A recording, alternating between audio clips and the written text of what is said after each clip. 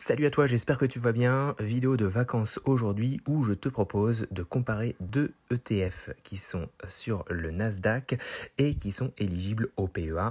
On va comparer le Amundi contre le Lyxor, tous deux éligibles au PEA. Alors, déjà, pourquoi vouloir parler du Nasdaq 100 ? Parce que ça fait quelques mois, voire quelques années que le Nasdaq il est en constante augmentation, il pète tous les records, sauf la semaine dernière où il a enregistré une mauvaise performance de moins 0,85%.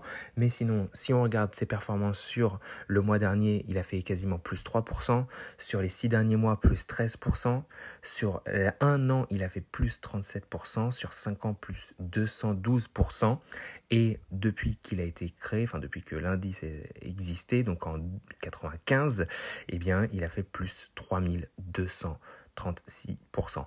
Un truc de dingue. Bien sûr, on ne sait pas si ça va continuer. Les performances passées ne présagent pas des performances futures, mais en tout cas, je voulais te faire cette vidéo aujourd'hui. Donc, on va comparer tout de suite ces deux ETF en se servant de différents indicateurs, enfin différents moyens de comparaison. On va regarder les encours, on va regarder les frais, on va regarder les performances. Voilà, c'est ce que je te réserve dans cette vidéo. Ce qu'il faut savoir déjà en termes de répartition sectorielle de l'indice, c'est bien évidemment le secteur des technologies de l'information qui est le plus présent dans cet indice avec quasiment 48,4% de ce secteur.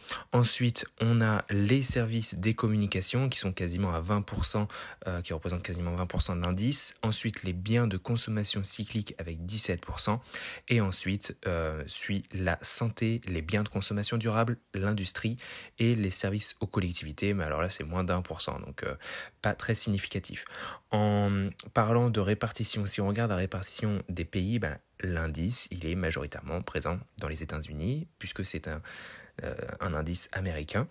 Donc les États-Unis représentent 96, quasiment 97% de l'indice. Et puis ensuite, il y a la Chine avec un petit pourcent. Et puis après, il y a les Pays-Bas, l'Argentine, les Bermudes, le Royaume-Uni et l'Israël qui se partagent des micro-miettes. Et donc, que ce soit le Lyxor ou le Amundi, il y a toujours les mêmes entreprises qui vont être dans le top 10, on va dire, dans ce panier, dans cet indice.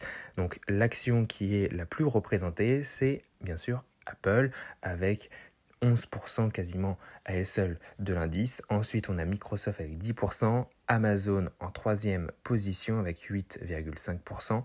Ensuite, on a Google, Facebook, encore Google, mais une nouvelle classe d'actions, Tesla, Nvidia, PayPal et Adobe, et qui ferme la marche avec 2% d'indice. Et puis ensuite, le reste se partage encore une fois les pourcentages restants. Donc on va maintenant comparer ces deux ETF, le Amundi ETF PEA Nasdaq 100 contre le Lyxor PEA Nasdaq 100. Le numéro ISIN de Amundi, il se termine par 269 et celui de Lyxor se termine par 110. Je te les mettrai bien évidemment dans la vidéo et également en commentaire. Ils traquent tous les deux le même indice. Le Amundi s'échange à un cours de 36,5 € et le Lyxor s'échange lui à 50,44 €. L'Amundi, il a été créé en mai 2019, donc assez récent, mais le Lyxor, lui, il est un petit peu plus vieux, il a été créé en mai 2014. Au niveau des encours qui sont dans ces deux ETF, que nous propose Amundi et Lyxor, on est sur des encours à peu près similaires. 116 millions pour Amundi contre 114 millions pour le Lyxor. En termes de frais courants, par contre là ça change. Le Amundi est légèrement moins cher, les frais sont moins élevés que celui du Lyxor. Amundi est à 0,23% et le Lyxor est à 0,30%. En ce qui concerne par contre les retours sur plusieurs mois, là tu vas voir qu'il y en a un qui gère mieux que l'autre.